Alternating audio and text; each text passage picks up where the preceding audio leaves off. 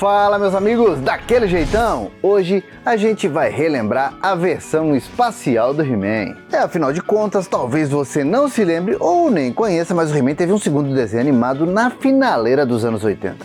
Um desenho menos medieval e muito mais espacial, com o He-Man talhado no rabo de cavalo enfrentando uma versão cibernética e também mais sarcástica do Esqueleto. Mas será que as novas aventuras do He-Man foram realmente um fracasso ou tem mais história que isso pra contar? E os brinquedos dessa segunda versão agradaram a criançada da época ou não? Eu só sei que se você gosta de He-Man, gosta da história dos desenhos animados e dos brinquedos dos anos 80 e 90, seja bem-vindo a mais um Coleção em Ação Show. Tele, Fábio, tu tá atrasado pra escola!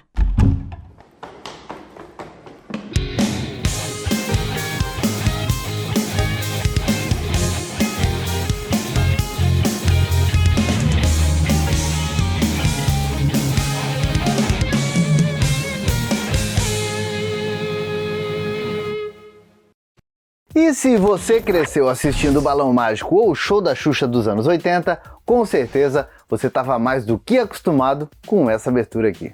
Fabulosos poderes secretos me foram revelados no dia em que ergui a minha espada mágica e disse: pelos poderes de Grayskull, eu tenho a força! Já que na sequência, sabia que viria mais um episódio do dia que mostraria o He-Man juntamente com os Mestres do Universo enfrentando o Esqueleto e os seus guerreiros do mal. Na história de hoje, o Esqueleto estava procurando um atalho, um caminho rápido para riquezas e poder. Talvez vocês conheçam gente assim, sempre à procura de um caminho rápido para chegar na frente de todo mundo. Então, um belo dia, lá no início dos anos 90, quando você ligou a TV para pegar a finaleira do Show da Xuxa, deve ter assistido essa cena aqui e não ter entendido nada. Com a força do bem e o uso de magia, nós lutamos contra o poder das trevas. Eu aposto que enquanto você digeria a ideia do He-Man estar usando um cavalo de rabo. Um cavalo de rabo.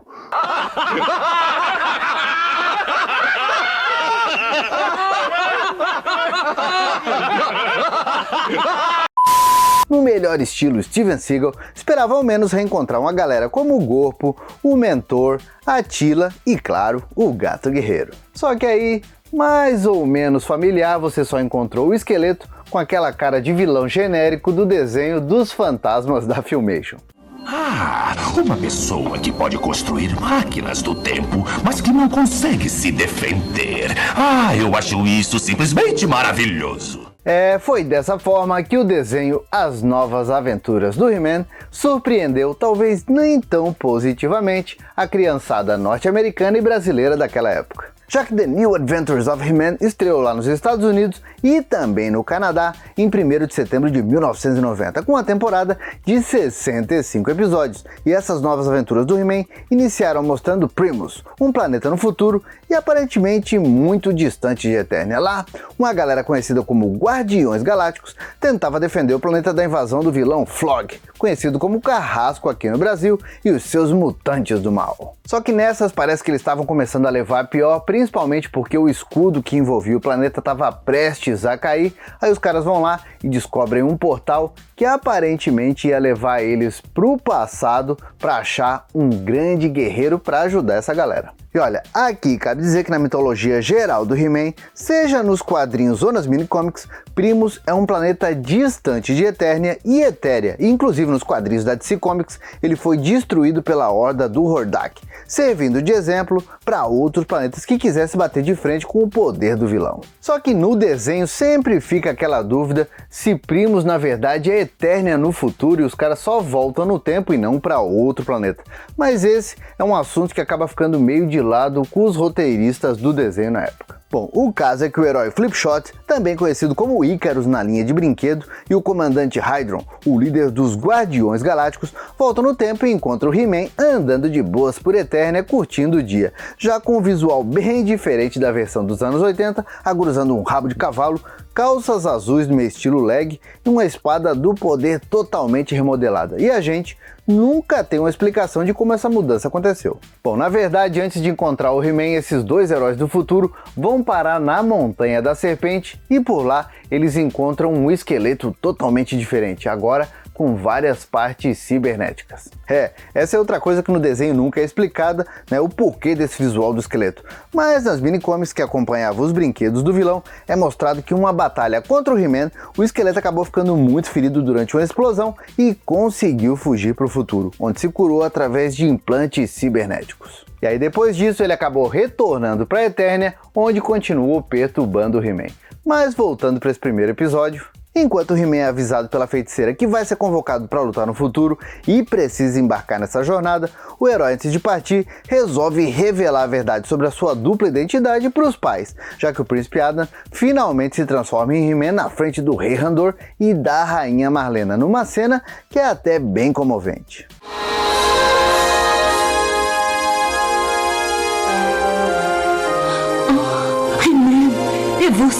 É você, meu filho.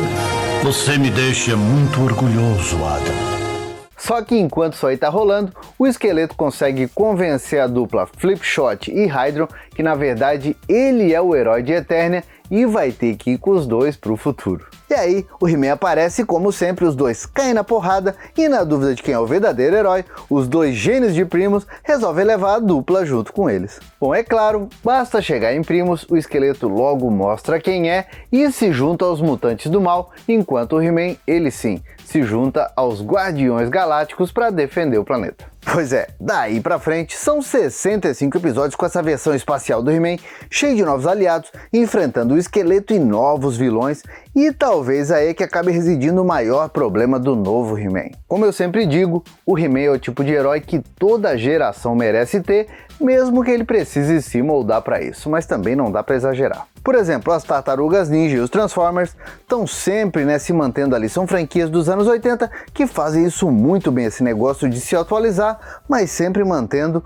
um pezinho na originalidade. Então a gente pode chegar à conclusão que essa mudança radical do He-Man não fez muito bem para o personagem, já que 99% dos fãs do desenho clássico não encontraram nada mesmo para se abraçar nesse novo He-Man. E foi aí que a galera teve que esquecer na marra a existência de personagens coadjuvantes carismáticos demais, como os Mestres do Universo, na figura do Gato Guerreiro, do Gorpo, do Mentor, tinha o Stratos, Ariete e por aí vai, muito personagem legal. No lugar, entraram os Guardiões Galácticos, com os já citados Flipshot e Hydron, e ainda o Guerreiro Espacial Kaio, o Lutador Marcial Noturna, Visar, o Guerreiro da Visão, Tuskador, a massa bruta dos heróis, o esquisito Attila e ainda os heróis Spinwit, que girava mais que a vaca do filme Twister, e Tarkus, o Guerreiro Sagitário.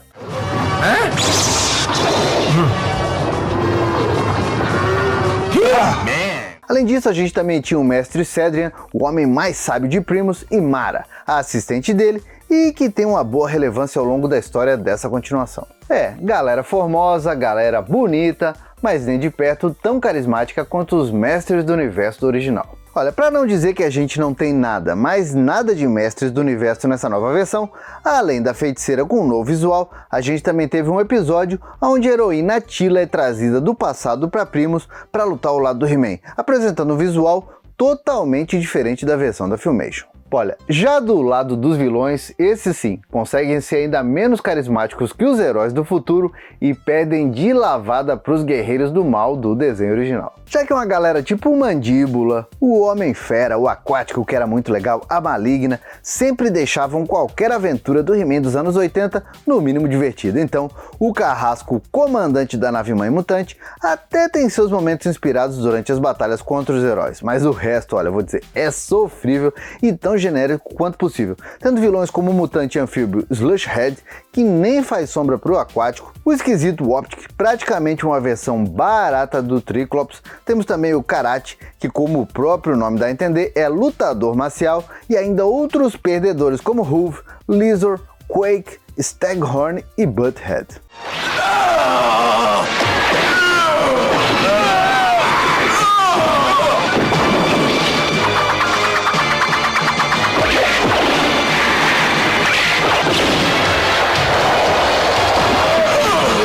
Olha, desse monte de gente aí, desse monte de vilão, talvez quem merece ter um pouco mais de destaque é a vilã Krita, que mesmo não fazendo nem sombra para as maldades da Maligna, ainda consegue ser uma boa adversária para a heroína Mara.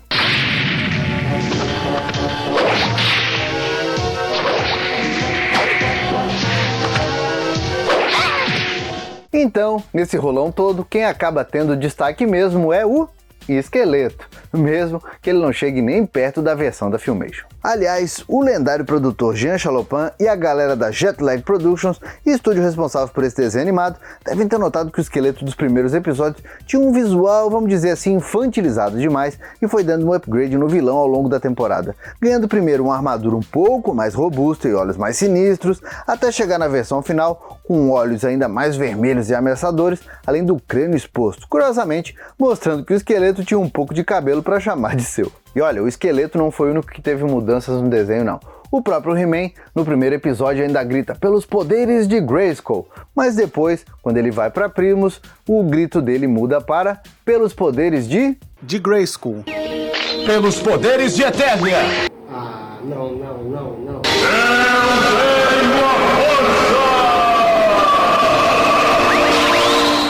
Nossa, que bosta! Ó, eu não vou mentir, particularmente eu achei esse desenho bem esquisito na época, eu tava acostumado com o He-Man de franjinha e tal, e ver o He-Man Steven Seagal foi uma coisa meio diferente pra mim, mas nunca cheguei a odiar esse desenho, não é nada disso, só assistia na boa. É mentira! Apesar de achar que ficou muito realmente diferente do que a gente estava acostumado. Inventei o moderníssimo dispositivo de viagem. E o que é? É um livro, pode levá-lo a qualquer parte. Nós sabemos. Ler é muito divertido. Mas agora eu quero saber, tá curtindo esse vídeo, hein? Então vamos lá, deixa aquele like felpudo e bora compartilhar. Que tal compartilhar com aquele seu amigo ou com aquela sua amiga que só conhece o He-Man da Filmation, hein? Eu estou às suas ordens. Bom, ao contrário da versão da Filmation, essas novas aventuras do He-Man tiveram começo, meio e fim, pois é, com direito à batalha final entre o He-Man e o Esqueleto e tudo mais. Apesar disso, o último episódio deixou um super gancho para uma segunda temporada, já que essa era a intenção do produtor Jean Chalopin e do escritor Jack Wallisker. E de cara, esse desenho foi vendido no sistema Syndication e fez um grande sucesso de vendas, sendo emplacado em mais de 70 canais nos Estados Unidos. Só que aí vieram os problemas. Ao longo da temporada, a audiência foi despencando e quando chegou na hora das reprises, as chamadas reruns, mais de 70% dos canais desistiram de renovar e isso levou a Mattel e a Jetlag a cancelar uma segunda temporada que já estava em processo inicial de desenvolvimento. Aliás, o Jack Wallisker, que foi o escritor da Bíblia do desenho animado e também o responsável pelo roteiro de 37 dos 65 episódios, num bate-papo bem longo feito lá em 2006 no fórum norte-americano He-Man.org, o escritor disse que estava tudo encaminhado para uma segunda temporada que teria mais 65 episódios e levaria o He-Man de volta para a Eternia, trazendo de volta também o clima de espada e feitiçaria do desenho original, mas não foi pra frente. Inclusive, segundo o Jack Wallisker comentou com fãs na época, essa imposição foi da Mattel, eles queriam trazer alguns personagens do desenho original, mas a empresa falou que não, queria renovar tudo para vender brinquedos diferentes, obviamente. Nessas, eles só quiseram manter o He-Man e o Esqueleto, só que aí como a audiência começou a cair, as ideias começaram a mudar para uma segunda temporada, que infelizmente não resistiu à falta de reruns. Aliás, segundo o próprio Wallisker, a ideia era que o He-Man voltaria para a Eternia e encontraria o seu mundo dominado pela tirania de um novo vilão, preenchendo o vácuo de poder deixado pelo Esqueleto. E olha só, esse vilão seria ninguém menos que o Mentor, talvez enlouquecido, talvez possuído por um ser maligno ancestral. E aí, com o retorno do He-Man e do Esqueleto, antigos heróis e antigos vilões iam se reunir cada um do seu lado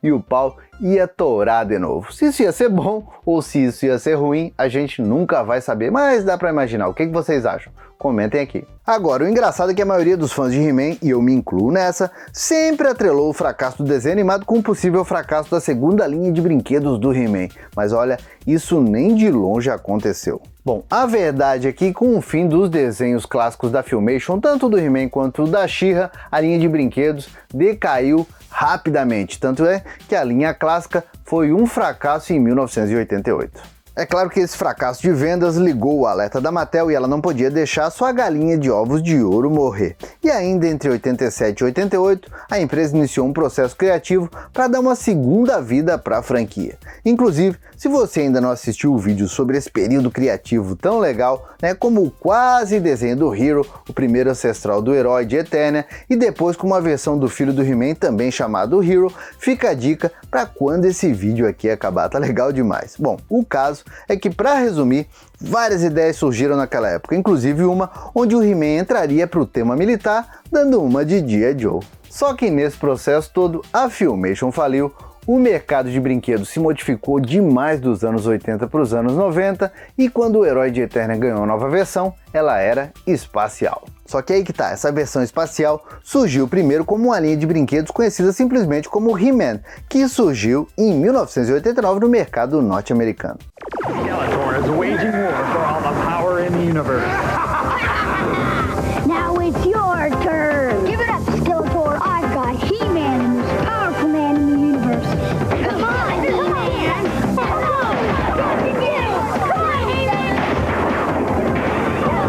Come on, He-Man.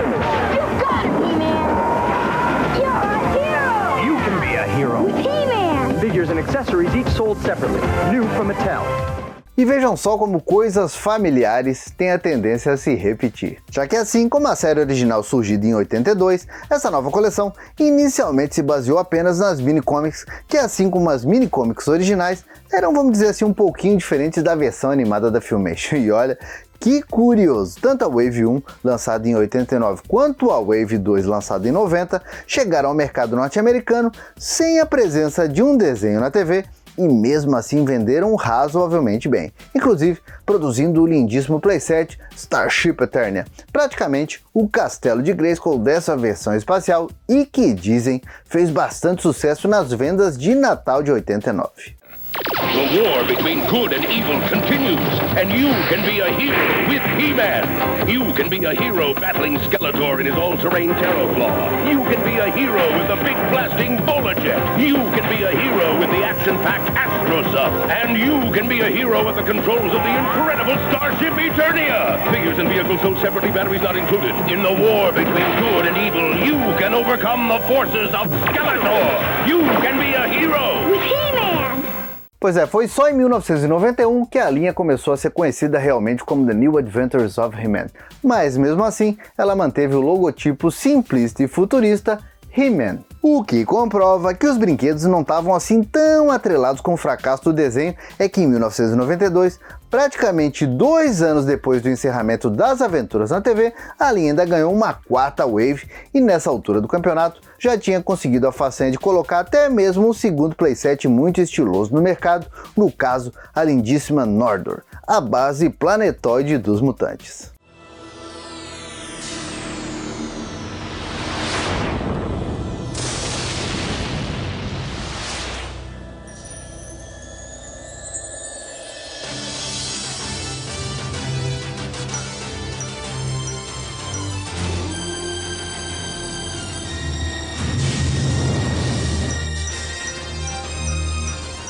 Mas ó, agora vem uma dica, hein? Se você tá chegando agora aqui no canal ou tá um tempinho, mas ainda não teve coragem de se inscrever, vamos lá! Você gosta de desenhos, gosta de brinquedos dos anos 80 e 90? Ah, o Coleção em Ação Show é o canal certo para você. Se inscreve aqui e bora badalar o sininho.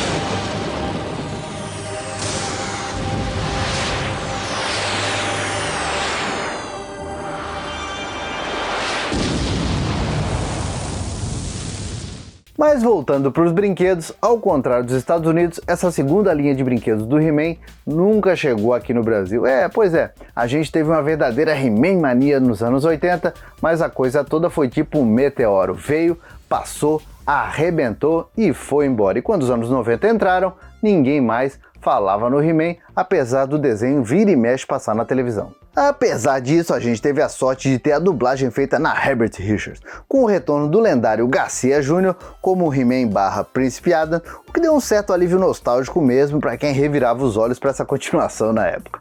Infelizmente, o mesmo não aconteceu com o eterno mestre Isaac Bardavi, que não retornou como esqueleto, mas o vilão ganhou um tom, digamos assim, mais sarcástico com o também lendário e eterno Júlio César Barreiros.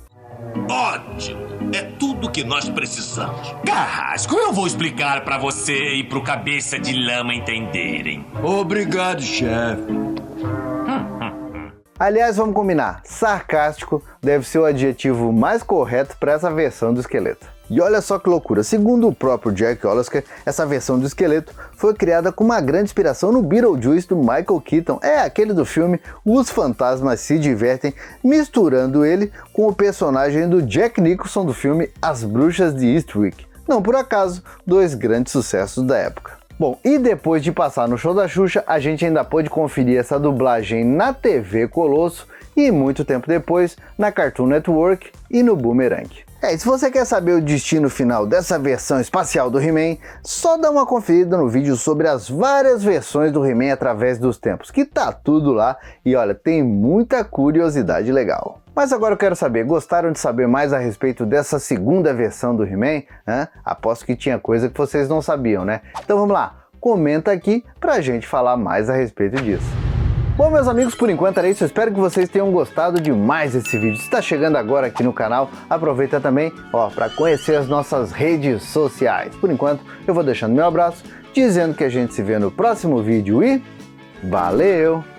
E agora o meu agradecimento todo especial para os assinantes Felpudo Gold do grupo de membros do canal. Tá esperando o que para ser membro Felpudo Gold ou Felpudo Silver você também? Pode ter certeza, vai ajudar demais a nostalgia do canal.